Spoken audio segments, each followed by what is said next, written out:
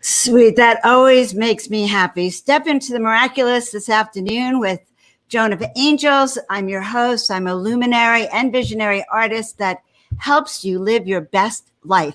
So guys, if you are new to the channel, please like, share, subscribe so we can grow our tribe and reach more people who are ready to shift into their purpose. And we have quite a treat for all of you today as we're gathering. We're going to be speaking with Neil Gaur, one of my favorite people on the planet, in just a few minutes. He's the founder of Portal to Ascension. We are going to talk about personal transformations, and you're going to get to meet a favorite being of mine who is actually living on his purpose. So very inspiring. So meanwhile, I just wanted to share a little bit. I formed the Miracle Makers Club 20 years ago when my kids and I lost everything and we really needed miracles. And Spirit guided us to learn how to walk what I call the miracle path and to open doors to have a happy, fulfilled, soulful, purposeful life by stepping into the miraculous. So these shows are dedicated to opening our heart and reaching the higher dimensions. And you can reach us every week. Monday, we're live Monday nights for Miracle Mondays at 7 p.m.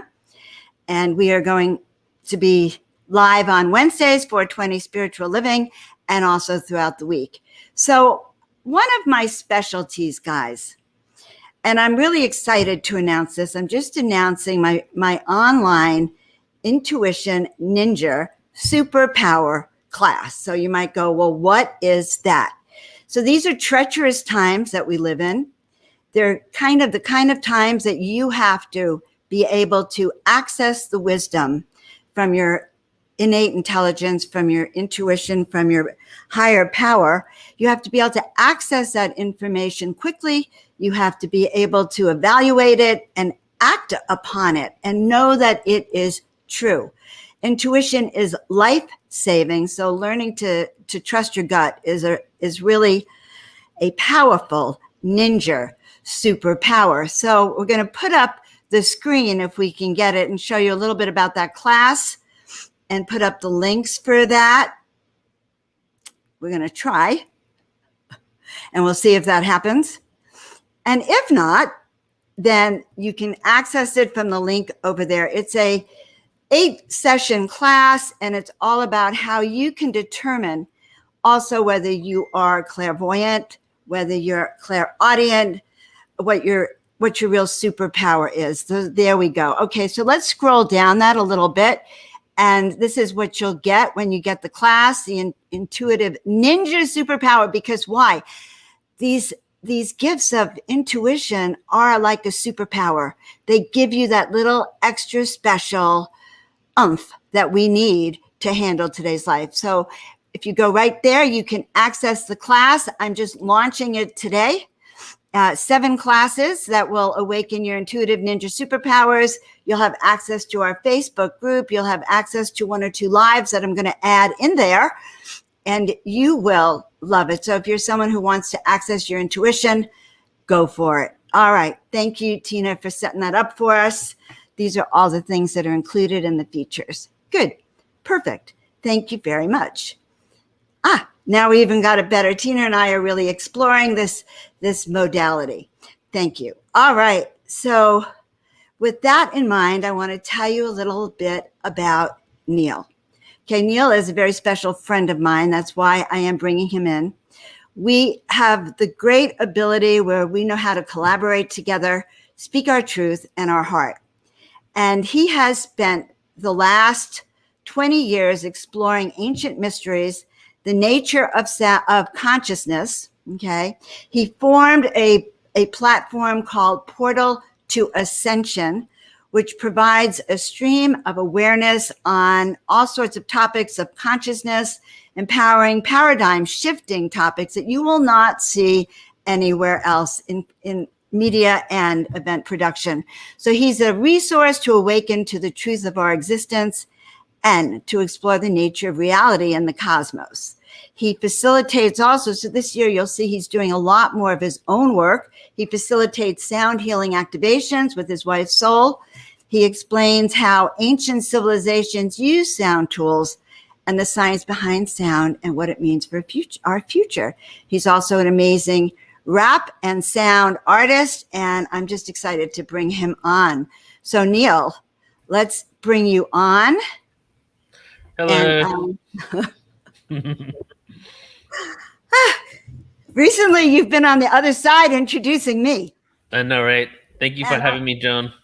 Oh my God, it's my honor, Neil. How are you doing? Doing pretty good. And what are you doing these days? I don't think you've retired yet, right? No, this is just the beginning. We just did the hybrids conference that you were a part of. Just ended on 2 days ago now, on Sunday. That was pretty cool, and that was our first ever hybrids conference, which was exploring the topic of ET hybrids, DNA manipulation over time, everything from ancient history to government programs to people that claim to have some sort of memory for having hybridization. So that was great, and as you know, it was very like community oriented event and very heart centered, and everybody had a great time there, and it was like something that fueled my soul for me to keep going forward. You know, I have to say something about your events. I'm always happy to participate in your events. You have an amazing tribe that actually is active with all the questions, but also you created heart centered. I can't explain exactly how you do that because, you know, I've been on many programs and they're not heart centered like this. I'm not sure if it's the panel discussions that you have every evening but you have a way of having a community share that I think makes your program special. Mm-hmm. Yeah, I feel like because the bottom line of everything that we do is really, truly because there is the potential and the opportunity to make a huge shift on the planet so that we can be empowered and we can live in harmony with ourselves, each other, and the planet.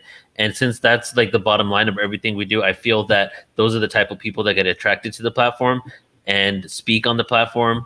And so the first intention of everything that we share, you know, before the way we have things set up as business, before the speakers are presenting the information, is the intention to provide knowledge and awareness that can help that person in their own life, you know?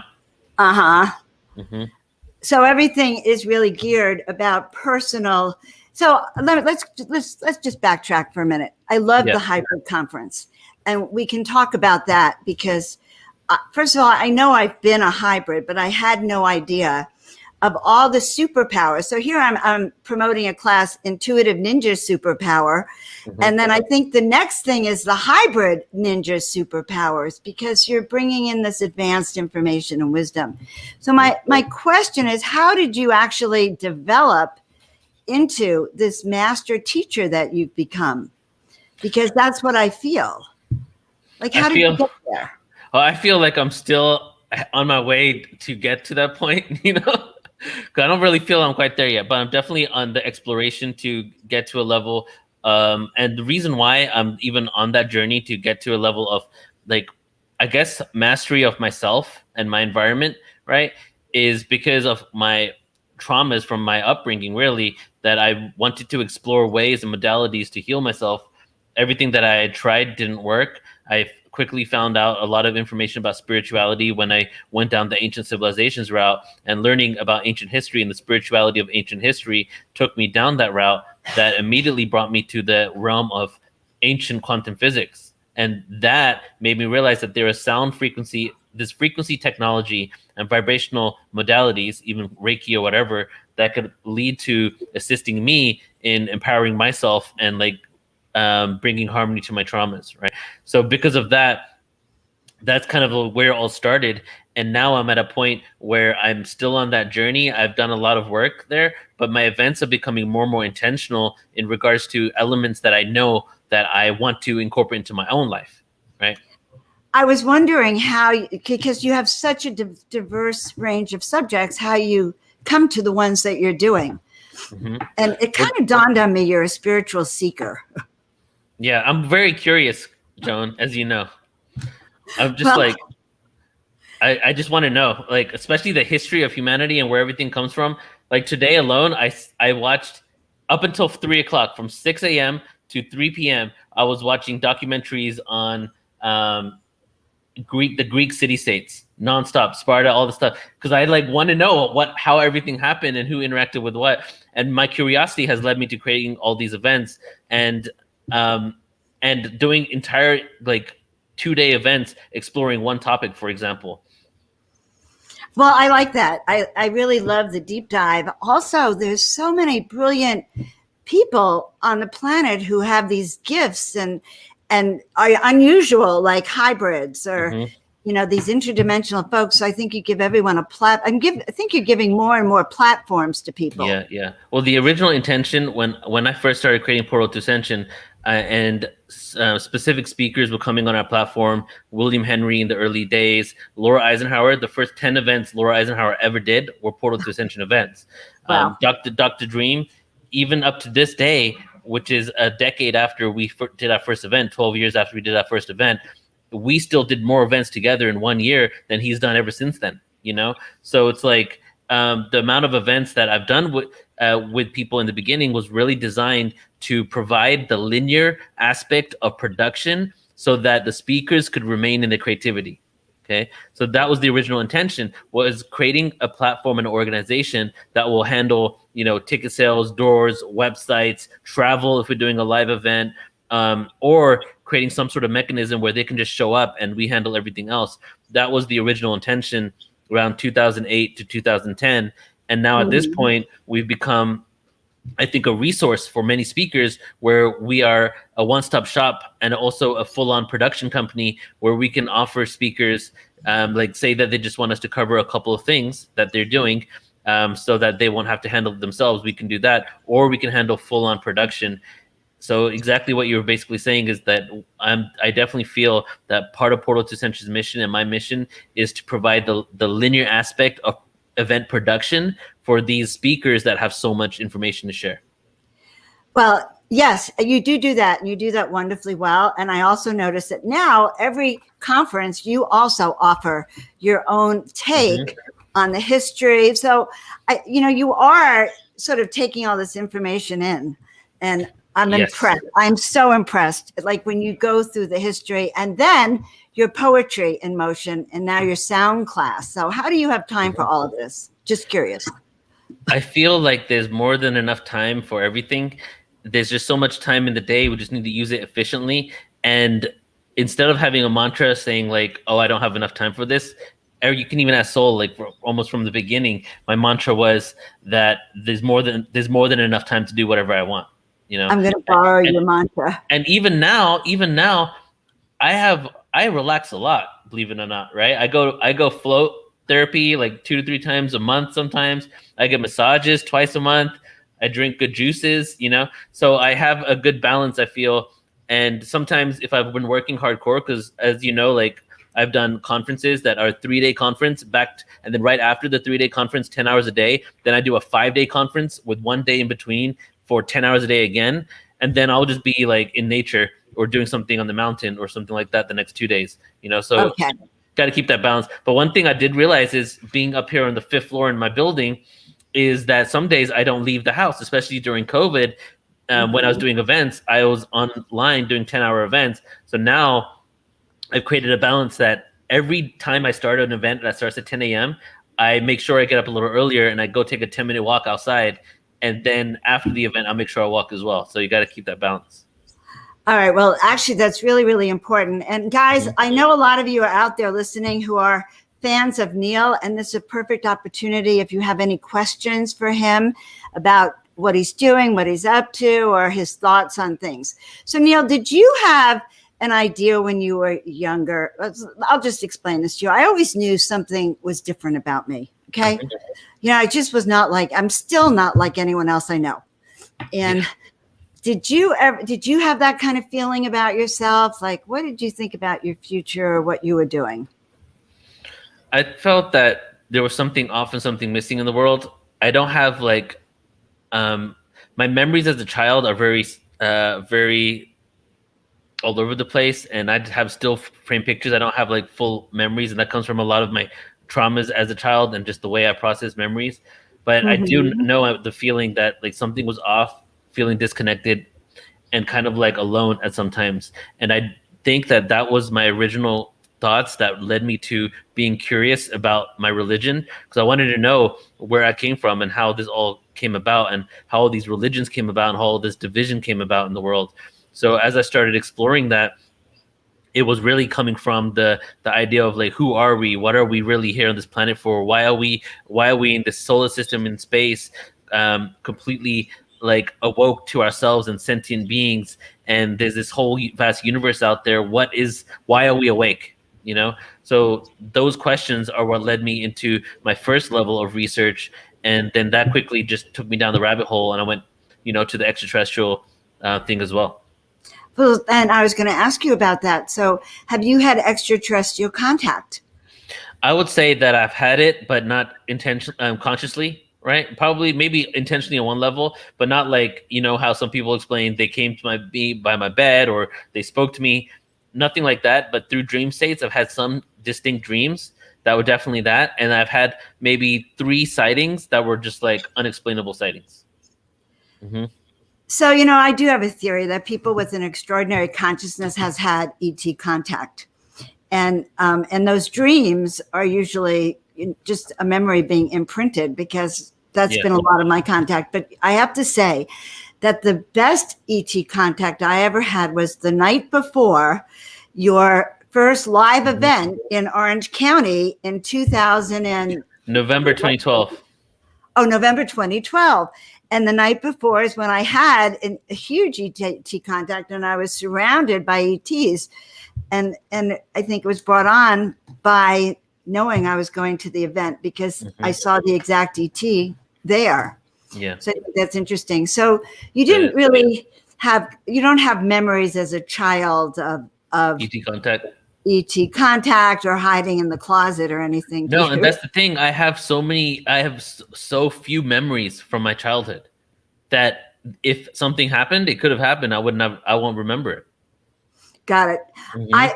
I don't, people who've had difficult or dysfunctional childhoods don't remember. Yeah. And I have very little memory, except for actually the paintings would talk to me. Mm-hmm. And I would see beings in the paintings. And that was probably the saving grace. I would do anything to have my paintings move and talk to me. Yeah, yeah. In some ways, I'm like not only on a journey to remembering my divine self, but I'm also on a journey to remembering my life, So like the modalities that I do and the meditation techniques, sound and all that stuff, they help me in having that that memory. When I go to Vipassana meditation, that I know we spoke about multiple times, so you know about Vipassana, right? The 10-day silent meditation retreat. Whenever I go to Vipassana, because I'm in silence, there's this magical thing that happens that your unconscious mind, your subconscious mind starts blending with your conscious mind on like day 3 of complete silence, because your conscious mind doesn't have to deal with any of the stimuli that you normally deal with. Plus, you don't have to cook your own food. You don't have to wash your own dishes. Most people get their own showers. It's like so many women and men are even separated to even like avoid that kind of stimuli as well, trigger for a man, right? That you have so little stimuli that all of a sudden your subconscious mind start coming into your conscious mind, and all these memories that you've locked up in there but you can't experience start coming back. So when I first did Vipassana, 2012, 2013, I actually on day 6 to day 10, I was in the 24/7 HD movie of my life that I forgot. Every time I close my eyes, every time, right? So I'll be walking around the grounds in the woods, and then it'll be lunch is over, and then it's time to go meditate. I just close my eyes, and right there, 6 days of silence. So getting back to what I was saying, like I'm on a journey to heal the fractured parts of my consciousness, or fragmented parts of my consciousness, so that I can fully remember, not only who I am as a spiritual being, but my experiences in this life. So I can heal the actual physical traumas that occurred to me right here. But I also know that it's not all about remembering. You can still heal traumas without remembering. Well, you can. That is true. And for instance, you're making me think of plant medicine, because I've been told that with certain kinds of plant medicine ceremonies, you're healing 10 years of life. Like you're replacing 10 years of therapy, basically, in one night. Yeah. So now you're telling me you can do that. So I didn't know that, like what actually happened in those. Vipassana is more powerful. The first time I did ayahuasca was 2 weeks before the first time I did Vipassana. Vipassana was twice as strong as ayahuasca. your own consciousness, meditation, darkness. And I've done 6-10 days. And every single one of those was much more powerful and life-changing than any of my psychedelic journeys. That's so interesting to me. Okay. Just because it's a way that I haven't experienced. And I can, I've been in a lot of silence this year. I think most of our audience has. We've been sort of isolated from the rest of the world. And so I'm used to not even leaving the house these days, but 10 days of complete silence, I don't know what that would be like without a radio or, music or, it's the life-changing experience, Joan, because when we first went, Soul and I, this was early stages Soul and Neil, right? This was like, you guys were wild. Fast-paced mentality. Yeah. Like, haven't really, like, there was a lot going on in our lives, right? So we couldn't sit down and meditate like that, right? Maybe Soul could, but I couldn't, right? And I definitely couldn't sit for 5 minutes by myself. So I forced myself into this experience, and I'm not even being cliche when I say this. Like, if I could do it, anybody could do it. It's literally like I was at a place where I would be one of the people in the world that you would think that couldn't do it. And I went there, I stayed there.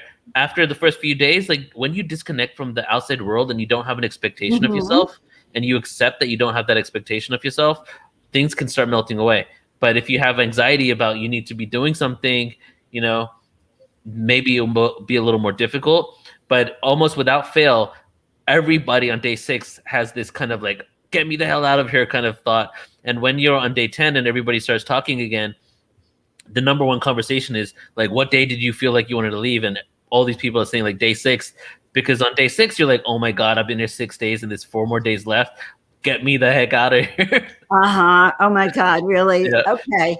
I think it would happen to me on day 1, but maybe day 2, because that quieting of the mind is really important. And you also mentioned you go into those tanks, right? I know you looked for them out here in the desert too. Is that the same thing for you? That feeling of stillness? Yeah. So the float tanks, it's like, because there's zero gravity, and it's literally, for me, like the gravity of the world has been lifted from me after I get off a float tank, because there's like no weight for a whole hour, and then complete stillness, and then Epsom salt everywhere. It's like an exfoliation for my skin. It helps my skin glow even more, and I feel like a depth of my voice when I get out of it, like a complete presence. That's what it does for me. So it helps me become present. If there's any stress or anxiety, especially within my body or my mind, pretty much dissipates. So I do that. I try to do it around when I have big events as well, like maybe a couple days before, or if I'm doing a 5-day Portal to Ascension conference, like I've done twice in the last year, I'll go like the day after the event, because I've just been in my chair for 5 days, and that right there will completely reset me, like I wasn't in my chair for the last 5 days. I was wondering how you reset yourself. I used to eat like not trash, but not well, like not great during events. But now, if I can, I'll start it out with a tea and then a juice, and then I'll like keep drinking my juice for most of the day. Then I'll have a meal later. So I just infuse myself with really good, good nutrients, so that I could be present for the 10 hours. Because in so many events, and you probably haven't noticed this, or maybe you have, because we've done quite a few together, is by the end of the day, I'm exhausted. Like I'm like that, so I need to get the energy, because I got to close the event out, and I want to close the event out with a lot of energy and high vibes. But if I'm exhausted, I can't put that energy in there. So that's why I've been eating very well now when I do events. It's interesting. We're talking about pacing yourself, and the first 2 days of an event I did with you was a shock to my system, because I realized, oh my God, I'm not prepared. So the last, I think it was the cannabis event we did, or I really learned how. Cannabis was the last one, yeah. Yeah, so I really learned the art of pacing, and it's really fun. I have to say, it's really fun being behind the scenes with you on this journey of exploration. That's my whole ET encounters, was trying to understand what had happened to me, and trying to understand how the world really operates, and also to see through the lies of deception. Because it seems to me that the truth is out there, but you sort of have to know where you're looking and dig through this veil.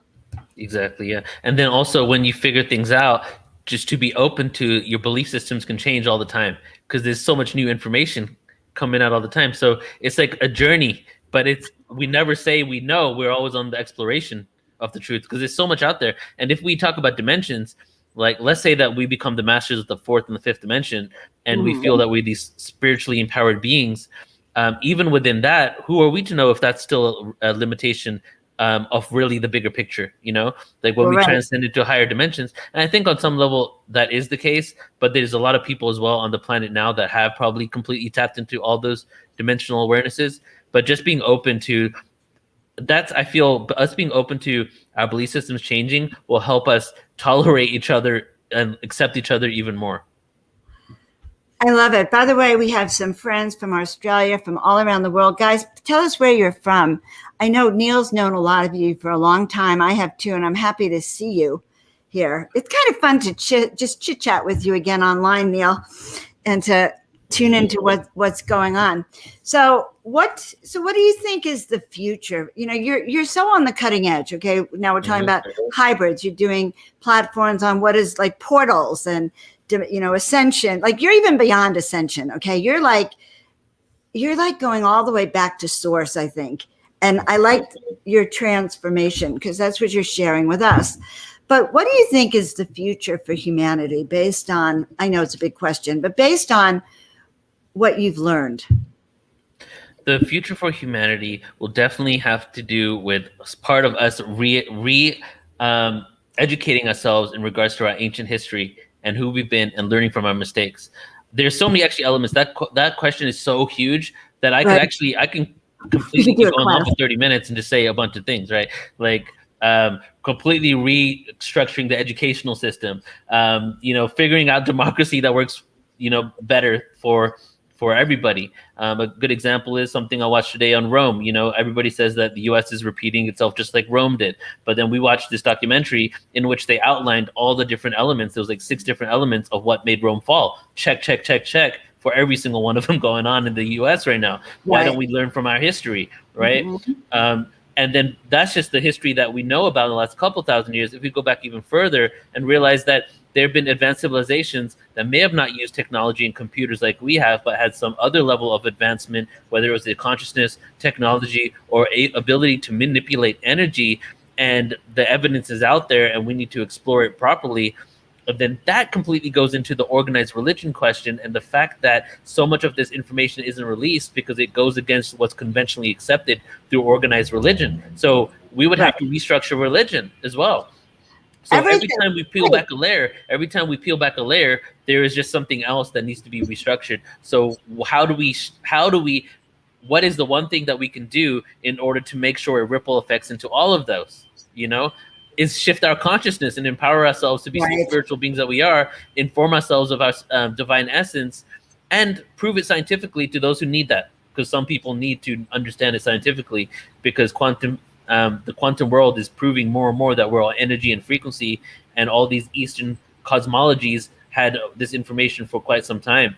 So just to answer your question again, is the number one thing would definitely be completely provide information that will assist us in shifting our consciousness so that we can live in harmony, right? Because it's not about higher vibrations, because even the Schumann resonance is a low frequency, but it's a good vibration. It's about disharmony compared to harmony. How do we live in harmony with the planet and ourselves? Part of that is going to also have to be checking our damaged and wounded ego and figuring out what we need to do in order to heal these damaged parts of ourselves. The traumas that we experienced as a child, needing to confront those and speak about them and be accepted, whether you're a woman or a man or anything in between, So it's like, what are we going to do in order to get to that point? And that's why I do these events, is because I feel just like putting out nonstop awareness and nonstop information that can lead people to finding something else in their life that can empower themselves to truly be who they want to be, the most authentic version of themselves, will only lead to more and more people like that on the planet.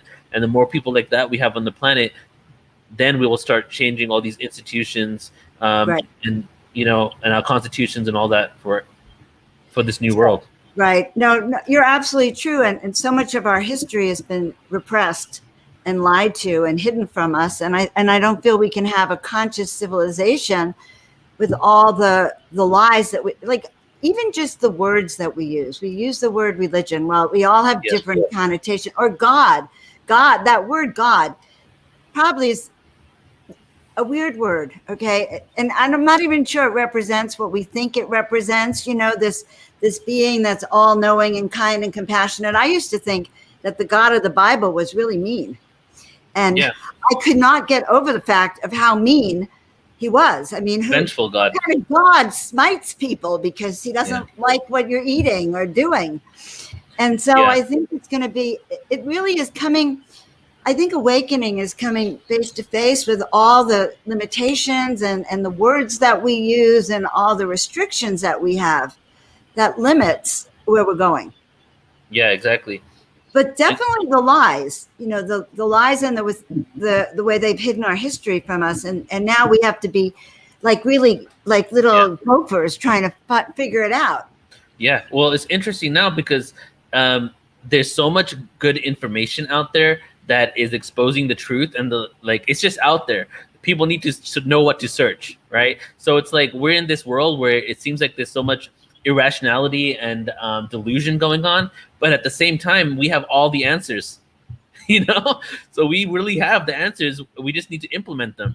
So that's why I'm hopeful, is because not only can we convey information and start movements in like matter of seconds now, right, but we also have the intellect, and we have a lot of discoveries coming out that are changing the paradigm.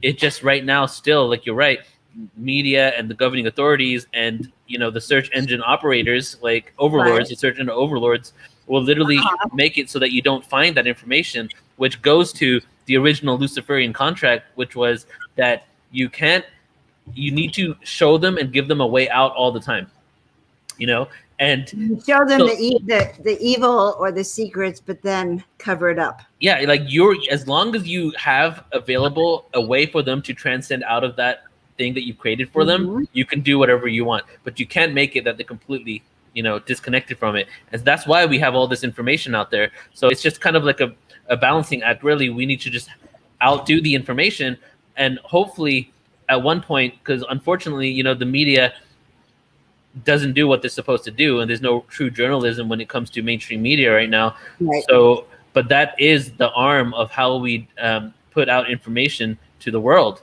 So what's happened now is there's all these alternative media outlets, right, on YouTube and other platforms that are now have millions of people viewing them because people aren't trusting their media anymore. So as the trust continues to shift and people start moving to other platforms, that's where the information is coming out. So I do see us moving towards, more and more people gravitating towards the information we're sharing. I think it's kind of funny because the more they censor this, the more the truth keeps getting out, because people just it's backfiring because the censorship is showing, the control. And a lot of people have not seen that control. And, it's funny you were talking about Rome, but it made me remember when all the book burnings used to happen. Yeah. And now they're happening again. If the powers that be don't like what you say about the vaccines or about COVID or about ETs, they'll just turn your switch off. They'll turn your computer off, to censor you. Yeah. So that's why this mass awakening, but I do believe a mass awakening is happening more and more every day. And I actually think this COVID, the corona, has actually, this last year and a half has increased it. It's increased the awakening 1,000-fold. I feel so too. Either people have gone into fear and they may not awaken, but the other people who are ready are waking up. And it's the same thing with your work, Neil. I think that it's people come to it as they're being activated and called. Not everyone's called today, but maybe they're listening in one thing, and in 6 months they see that workshop on interdimensional portals and they go, oh yeah, I'm ready for that. But they weren't ready 6 months prior. So we're constantly inserting and setting up activation points, I think, for our awakening. And it is faster. I think this work, putting it out in the universe. Like one day I was researching something that someone on one of your platforms said, William Henry. he had been talking about, I think I told you this, he had been talking about the Essenes, the history of it, how they were trying to become like angels. And I went, oh my God, this validates my work. But for the next few days, anytime I turned on YouTube, his show was coming up, the same show, 5 days in a row. Like Spirit had a message for me. Yeah. But I wasn't ready for that. I could have listened to that same video a year ago and I wouldn't have had that aha moment. Yes, exactly. And that's what's happening, because everybody's getting the information right when they need to get it. And things are picking up pace because there's more information out now than there was 20 years ago. Like, that's for sure. And there's more organized platforms out there, and even apps now, and casting to your TV for all types of conscious content. So now that it's out there, people are waking up in even shorter periods of time because they have this awareness, right? And it's like we're at this level now where there's a mass awakening. Like, people were trickling in for many, many decades, but now it seems like there's groups of people that are waking up to truths all the time. And there's something else happening. I noticed that when I think about something that I want or someone I want to talk to, it happens by the next day. I can't explain it, but it's happening. Instant manifestation. Instant manifestation. And I feel that happens at a higher dimensional frequency when we're doing our work. So when we're doing our work, I talked about last night on my show, divine timing or bad timing. You know, there's a fine line between divine timing and bad timing, but bad timing is when we listen to our self and our logical mind sometimes, as opposed to the guidance we receive. So there's this thing that I read a while ago, forget where it's from, but they were saying that this dimension, right? And multiple people have said this as well. And even I think like people who were in The Secret as well said this, but it goes, this dimension, the equation is thought equals action, action equals manifestation. But when you get to the fifth dimension and you're at that level of consciousness, it is thought equals manifestation. Directly. Yeah. So that's what you're talking about right there, is that, you know, back in the day, you have this intention, you need to make a farm, get a plow, and then you have to take all this action. It. Yeah, because what was there in the beginning? Like, there was the word and there was the thought. Like, everything came from one thought of, as one of my poems say, like, came from one thought of, what if, could I be this, the polar opposite, through the prism we came, you know? So it's like, that was the original intention. So thought equals our vibration and our energy and our whole, you know, thought creates the frequency that then manifests into physicality. But when you get into a level of vibration, it will then become thought equals manifestation. And I feel a lot of people that are living their life in synchronicity and living their passion, they're getting that immediately. But I feel that's where we're all shifting to. I think that's what I love so much about what you're doing. It really shows, Neil, that you're, you know, it's one thing to say living on purpose. And I teach people, how do we live on purpose? How do we live our dreams? How do we know who we are? But it's another to really have role models of people who are doing that. And so that's like one reason I thought, I'm going to have Neil on the show first thing, because he is doing that. So it is interesting to me that everything you're teaching is really a new paradigm, but yet it's old paradigm. So these are old ancient teachings. I'm sure that the sound healings and the sound technologies have been around for hundreds of thousands of years. And but you're bringing them out in the now. And even all of these tools of technology seem to me as if we're remembering what we actually came here down to the planet with. Maybe that's what I'm trying to say. Yeah.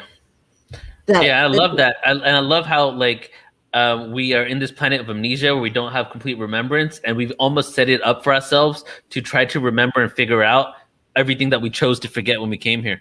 And part of that is figuring out and realizing our divinity. Yes, it actually really, I think that's the whole basis of it. And I love, you know, it takes time to get to that place, but we did set it up and we did come down here. And if people have forgotten, anyone out there wants to know, these are the times we came here for. We actually came here for this pivotal moment, 2021, 22, 23, where old systems are crumbling and the new ones are happening. And so even the trainings, you know, talking about how to be an interdimensional being are revolutionary. And yet I'm sure that we were more interdimensional in our early lives. before we're in form. So we're just remembering who we are, what we've always done.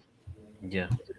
And so I always just say we're like fifth dimensional beings in a three-dimensional body or a three-dimensional world, which is difficult. So, as I'm talking to you, I'm really thinking about how this work is changing paradigms, but not just paradigms of one little aspect of society. It's from the changing paradigms from the inside of a wheel, the spoke of a wheel inside is the power. I think people have worked and rebelled on different aspects, like religion or politics or countries. But when you heal it from the inside out, from this hub of the wheel, that's how I kind of think of Portal to Ascension. Yeah. And I think of my own ascension as being in the center of this wheel. That's how you're doing it, Neil, in case you noticed. Yeah, exactly. And that's just because it's like it's a grassroots movement, like we're forming the masses. And then through that, we will raise the vibration, or we'll shift the frequency, and then all the institutions, everything will follow. Because that's what we have in our favor is we are the masses, we are the planet, and that's why we need to realize that we have more in common than we have different from each other. And a lot of these governing agencies and controllers want us to think that we are so divided and we have so many differences, but truly we have so much more in common. And the more that we realize that, the more we can come through in numbers and stop all this aggression and hate and animosity towards each other and truly create like heaven on earth, because we can do that. No, we absolutely can. And when we think about the controlling group versus the masses, we're 99%. If the planet is controlled by the 1%, so we are the 99%. The problem is, of course, we don't trust our instincts. And also, there's been a lot of programming. And I will say that we're also dealing with mass hypnotic programming of huge masses of the population that may or may not wake up, except they will as a byproduct of this wheel that I see is happening, this hub that's growing. And it's growing in power, it's growing in light. And at the point that there's more light than dark, that is when the spiritual war, because I see it as a spiritual warfare, that's when I feel it's going to be won. Yeah. So even taking it personally, then the key to this growth is our own inner awareness, our own ascension. Yep. Yeah, exactly. And if you look at history and you see the rise of all these different religions throughout history, and you go back every 2,000 years, because almost like when every zodiac shifted every 2,000 years, there was a new religion on the planet. What was the last one 2,000 years ago? Well, Christianity. What's the zodiac? Pisces, the fish. Why do you think Christians use the fish as their symbol? Because we're in the Piscean age, right? And then you look at all the previous ones, and they keep going back. You can relate almost all belief systems in that area, the common belief systems, because there was always ones that were separate and cults within that, right? But you can almost like the common belief system around the planet, even civilizations that were completely like distant from each other by entire continents, for somehow had the similar type of belief systems based on the stars and the astrological alignments over those 2,000 years. So 2,000 years, we can look at history and quantify the fact that there is a new religion on the planet, and it's always in alignment with the stars. That happens every 2,000 years, and the other religion starts dissipating and maybe just becomes a smaller one when this other one takes over. So what are we in now? We're in the age of Aquarius, and it's 2,000 years has passed. So the Piscean age is over. Christianity and the three Judeo-Christian religions are basically on their way out in regards to the organized religion aspects that they have within them. And now it's time for a new belief system. But as prophesied by the Toltec, the Hopi, the Maya, and many other cultures in the world, almost all of them actually, that we are now going into an age where it's not going to be a controlled age based on these organized religions, but a spirituality that's not dogmatic and that is transcending that. Partly, like, for example, the return of the Christ, right? And the return of the Krishna. If you really look into these texts, what they're talking about is the Christ within, the Krishna within. So if that is what they are using to symbolize what the religion of the new age is going to be, to me, that shows that there's going to be a resurrection in consciousness that comes from within us. And that is the new religion. Even though I don't like to use that word, I'm just using it in the context of this. That is going to be the new belief system moving forward. So I think we do need a whole new dictionary. because I think that certain words have so many limitations now, and we have soul contracts with those words. But I like what you're saying. I think it's true. I do believe that the quote system is having their last temper tantrum. Yeah. And it feels like a big one, because what you're saying is that, number one, we are the hybrids who are living here are going to be known. They're going to, the extraterrestrials that we've worked with forever are coming through. The real truth on the planet is starting to be revealed. Mm-hmm. And the ruling classes are being kind of denigrated slowly but steadily. So it is an individual transformation.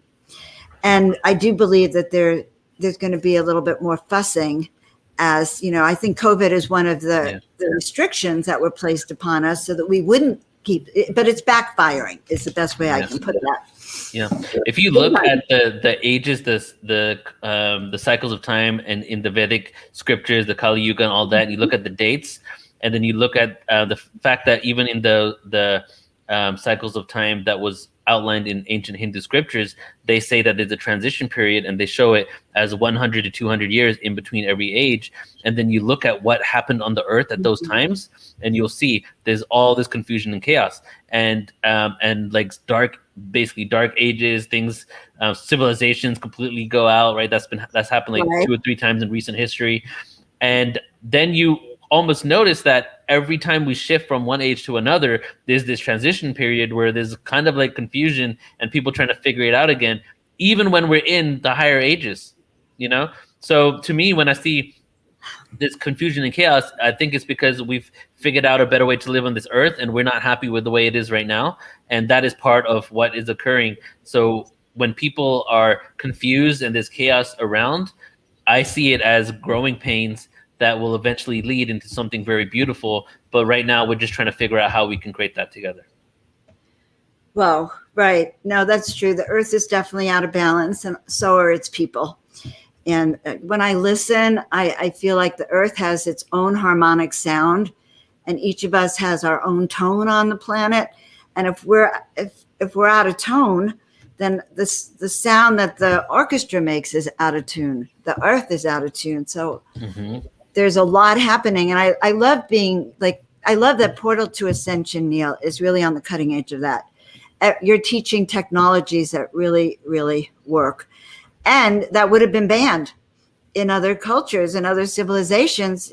Even our discussions would have been banned, I think, some of them, because it's so far out there. And if you dive into it, you're just going to wake up, is all I can say.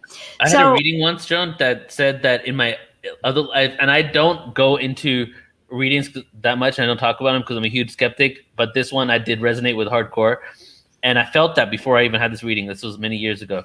And I was told that I had attempted many lives to bring forward consciousness information, but a lot of times I completely gave up what I was going to do, and almost every single time it was for family, right? Like almost like life-death situations or a complete judgment. So I would give it up, and that this life is my mission is to go through with it and not let anything stop me. I can believe that, Neil, because recently I told you I had a vision of you as Krishnamurti.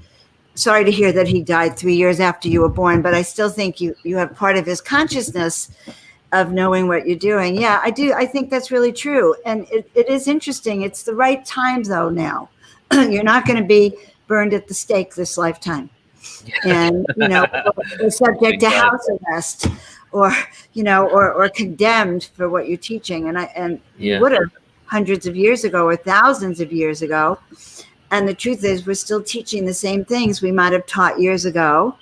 And okay, the other thing I want to say is this is the time where, and this is for everyone out there, that those skills, the mission that you came in for all these lifetimes, this is a lifetime you can accomplish it. There's extra special energy here, being the timing, the age of Aquarius, the disruption of the old way. This is the time to implement your visions, your dreams, your mission. There's never going to be a time that you could do it. Just like Neil said, 3D life gets in the way. But this life, everything's awakening. And in your marriage with your twin flame, I think really allows you to live your vision. And this is for everyone. This is a time to do that. Well, I'll say this, like, about me owning my mission. I was hardcore into this information. 2001 I got into it really hardcore, but 2006, 2008 is when I started trying to put together events. I would do small events. It was just me producing it. No one needed to know my name. Then for a good 3 years past that, still no one needed to know my name. I was just producing events for people, ancient alien events, whatever. And then after like around 2012, 2013, I started doing some interviews where my name was on the internet. And then I went back to a corporate job like 2015.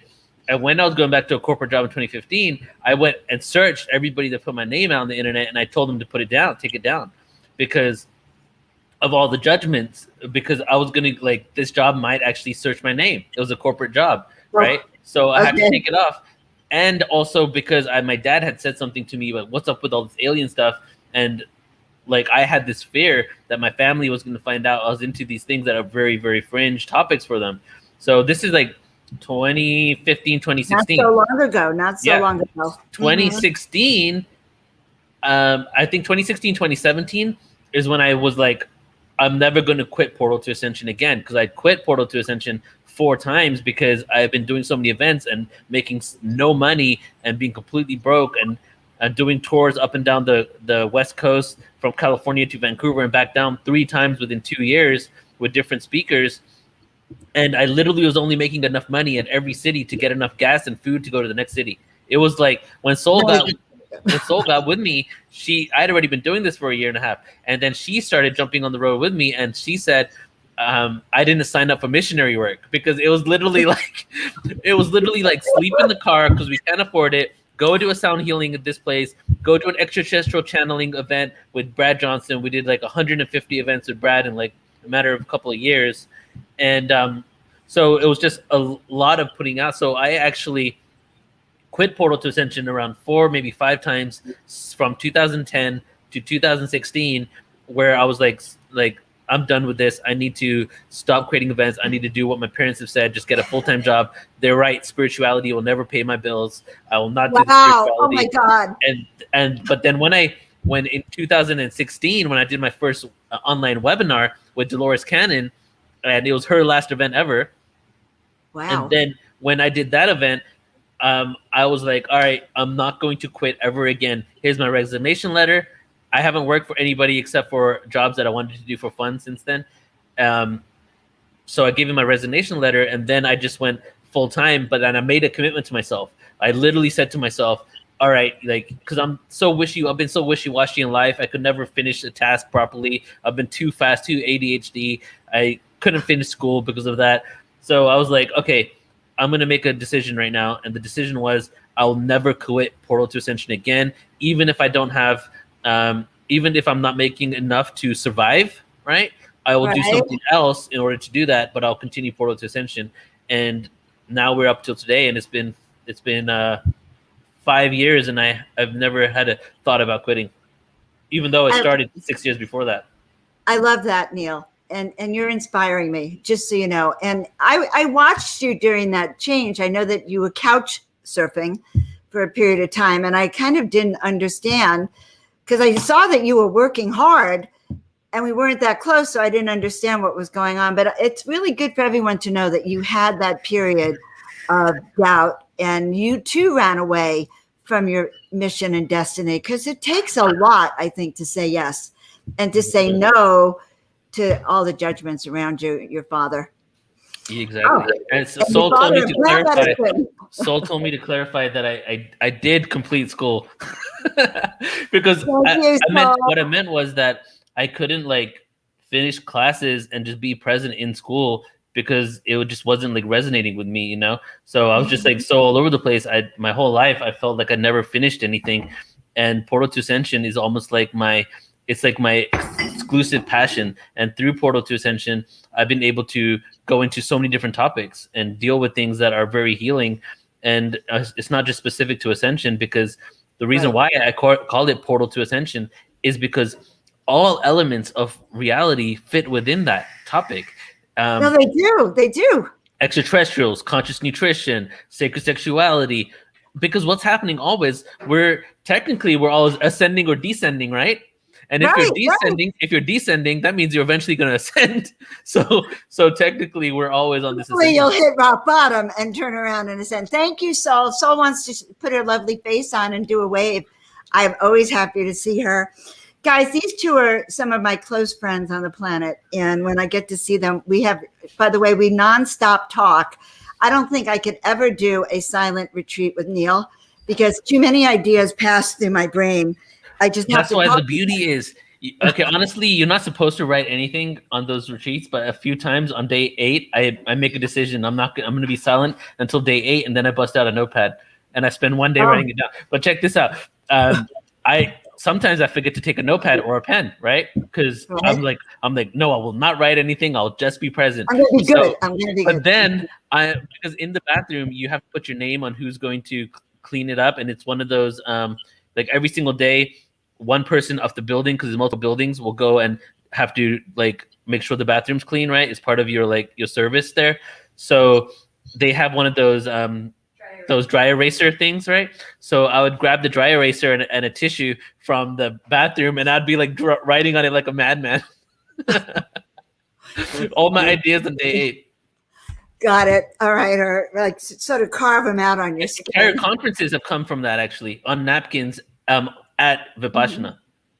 I'm not surprised. I'm certainly not surprised because I feel like you're having an opportunity to go back to your source experience to bring it through here. People are loving what you're saying, by the way. I just want you to know something. That revelation about it took you 4 times to launch truly Portal to Ascension, which I think is just taking off. And I want to congratulate you for 39,000 YouTube subscribers and give you a big hand. And guys, I have only 325. So if you don't mind signing and subscribing to my YouTube channel so I can catch up to Neil. And post it in the chat too. Okay, post my YouTube. Yeah, we will, and post it over there. But I would love that, guys. That would be wonderful. And it's right up there, YouTube channel. And Joan of Angels, there's only one Joan of Angels. Thank God. I am only one of me, but I have many consciousnesses. And I've been around a lot of times. And that reminds me that there are other timelines where we're doing this as well. Oh, my favorite, Clavan, tapping in from Phoenix, the Valley of the Sun. Glad to see you too. Clavan's one of my close friends I adore. She's my grandmother from my Egyptian lifetimes. And when I saw her, it was the first thing I said. I was like, oh my God, I think you're my grandmother. So, and she was blunt when she explained what that meant to me. Wow. So people are waking up all over. Let us know what you're bringing out right now. What's on the platform for the next few weeks with Portal to Ascension? So we are going to launch a new website, and it is launching right now. It's in the process of finishing.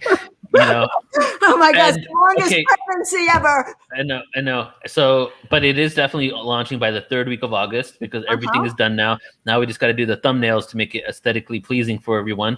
So that's launching very soon. But as that is moving forward with doing our events still, we have a lot of events coming up. We have one on the 31st, which is just a few days from now, with Trisha McCannon, Return of the Divine Feminine and Sacred Masculine. Then I'm just going to say a few here, and then I want to talk about a couple of big ones. Okay, but I want everyone to know I love Trisha McCannon. She is also brilliant, and if you have a chance to see her, guys, this weekend, please do, because her information is always mind-boggling. Yeah, and that's at portaltoascension.org. Upcoming events, you can check it out there. And then following her, we have William Henry, Avatar's Awakening. That's going to be an amazing event, 3-hour workshop with William Henry, Celestine Star, Cosmic Earth Changes on the same day in the morning. So it's actually a 6-hour day, but 2 different workshops. Also, Deborah Katz, Remote Viewing in 4 Dimensions. She actually worked for multiple 3-letter agencies as a privately hired remote viewer with her team. And she did some amazing remote viewings for these agencies and talks about it. But this one is going to be a 4-hour class on remote viewing in 4 dimensions and what that means, how you can do it yourself. We've done, actually, in the last year, we've done around 60 hours of remote viewing courses. So there's a lot of remote viewing information on our website. Go to our website, log in, click on remote viewing, and you'll see it. I But saw that. there's a couple events I wanted to talk about that I'm really excited about, though. Okay. I'm excited about everything, but I'm definitely excited about these three events that are going to be. Okay, which three? I was planning to launch our event, a website in January. Therefore, I would have done this huge promotional campaign for the whole year of all these events. But now I'm launching in August. I'm deciding to start my entire epic all over the place Portal Ascension trailers and everything starting starting for these events in October. And the first two of them are no charge events, free events. One is the 2021 Portal to Ascension Conference. And if you guys do not know, the Portal to Ascension Conference, that's going to be our 5th annual. However, starting this year, we're doing it twice a year. And next year, we're still doing it twice a year. But the second one is going to be a live event, hopefully at Desert Hot Springs, California. Absolutely, here in the desert. Absolutely. Yep. That'll be October 2022. But Right. so October 1st to October 4th, everyone. This is going to be on the YouTube. So if you're tuning in, go ahead and subscribe now, just so that you make sure that you're on it for this.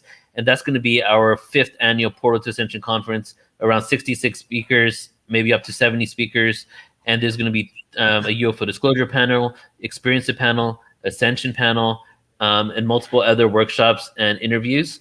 So I'm excited for that one, because even though I've done it multiple times, I'm going to be completely established enough and structured enough this time to make this even larger than the past ones. And the past ones, we got 8,000 people signed up. So this one, I'm hoping to get 15,000 or more people.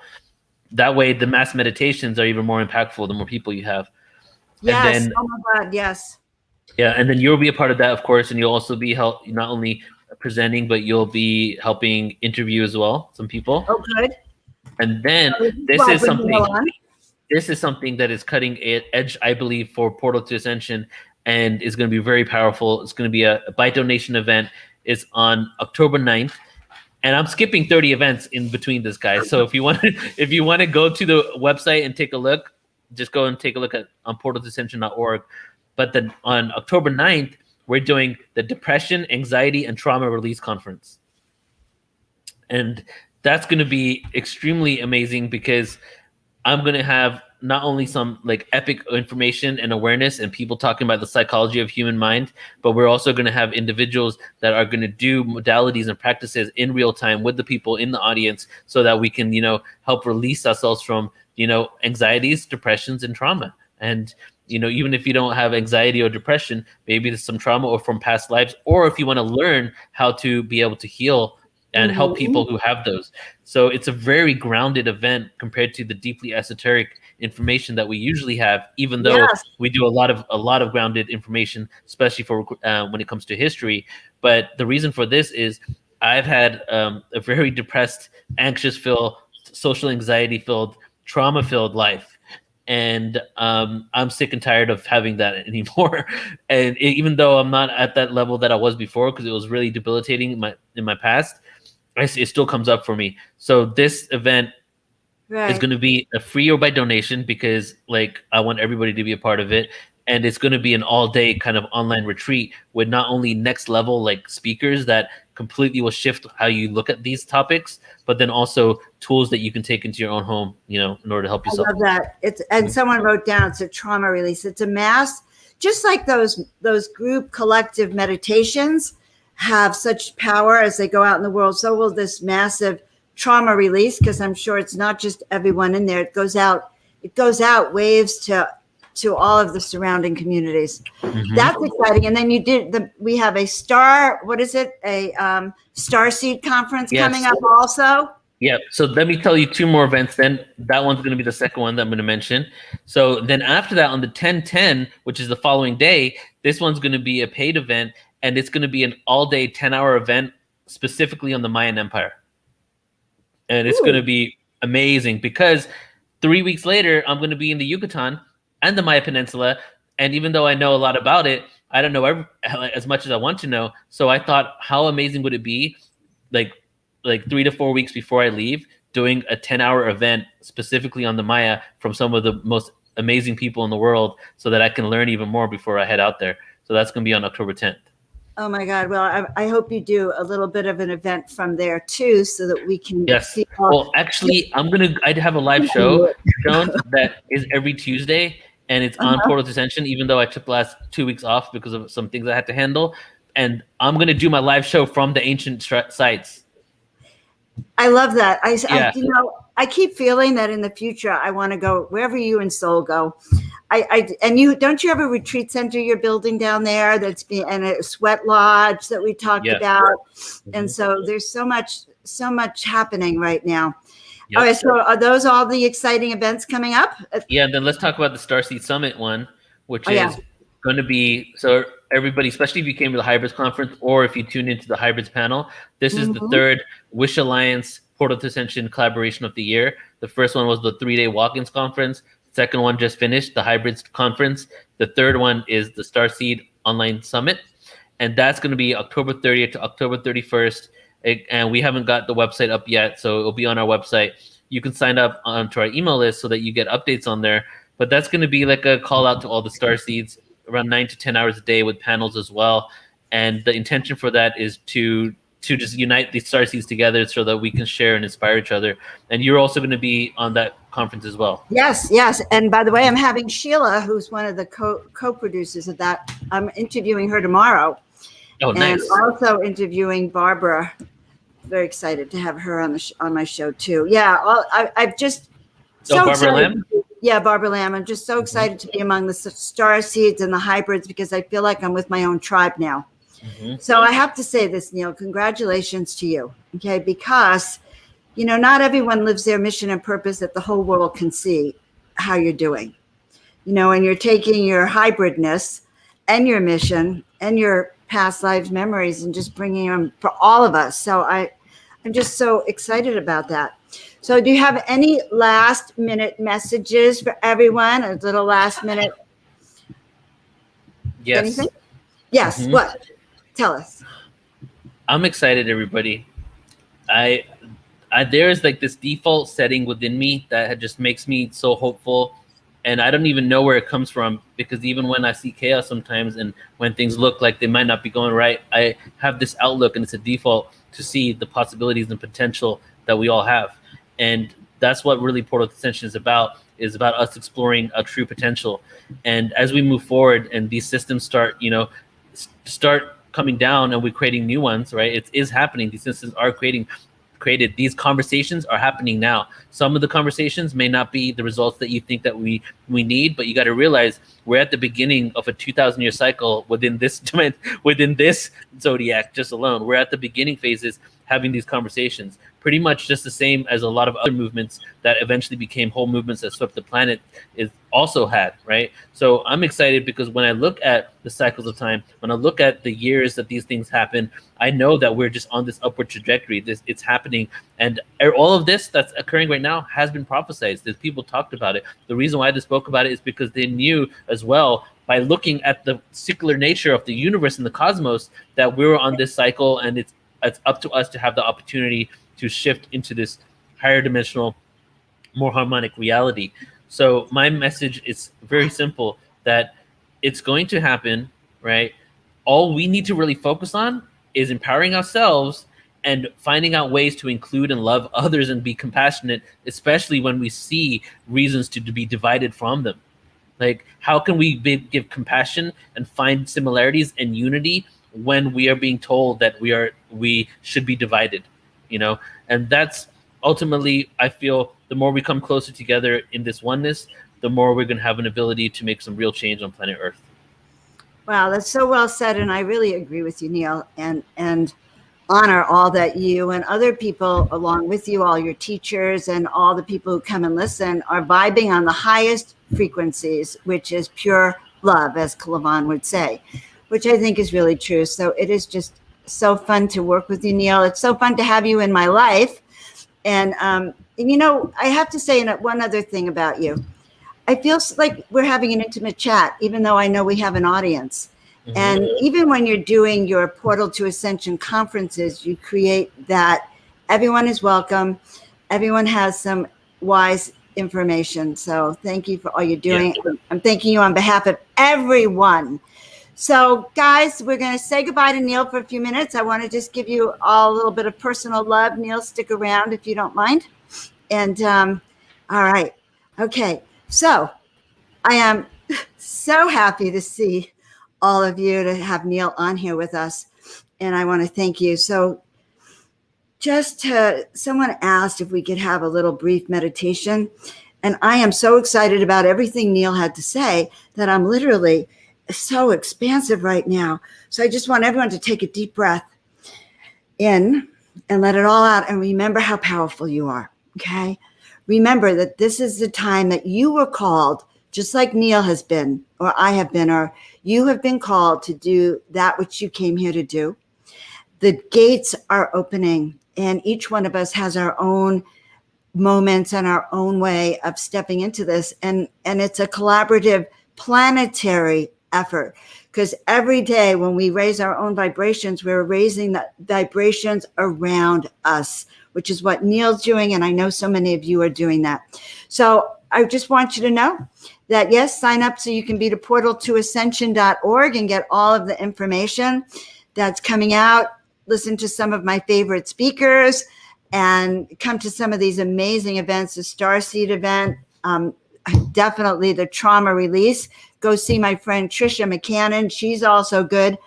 And we're just moving ourselves forward fearlessly with all of this new information. Anyway, I am Joan of Angels, guys.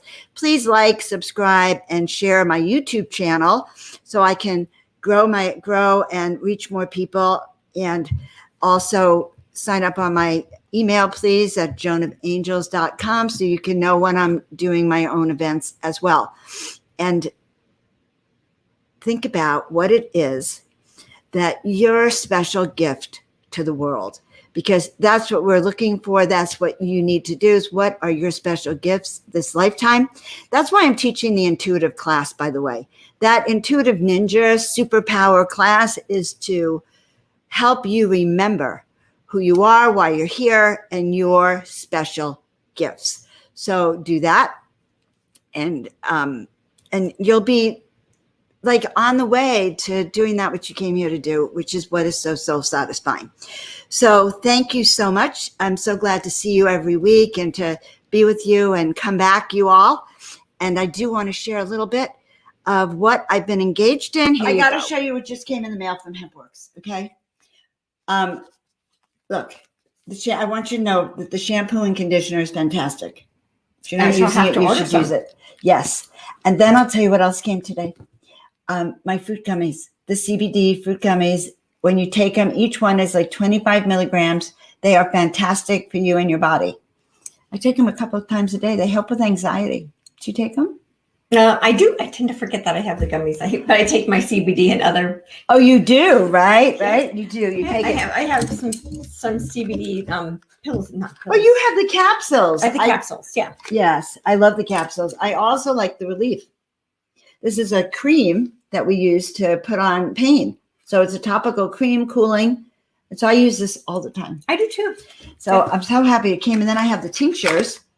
And some people love using the tinctures, 500, 750, and 1500. So you can get more concentrated doses if you need higher amounts of CBD. Yeah, I have it in like 6 different flavors. Which I'm sending this up to my son. I love this stuff. It smells amazing and it's very luxurious. I guess that's the word I'd use. It's really luxurious. It's a top quality product with hemp, good for your skin, and enriches it. Okay? Yeah. So we love HempWorks. Sweet. Check out my sponsors, everyone, and take care of yourselves. Have a fantastic week, and we will see you all tomorrow, 420 Spiritual Living at 420 California time, and see you soon.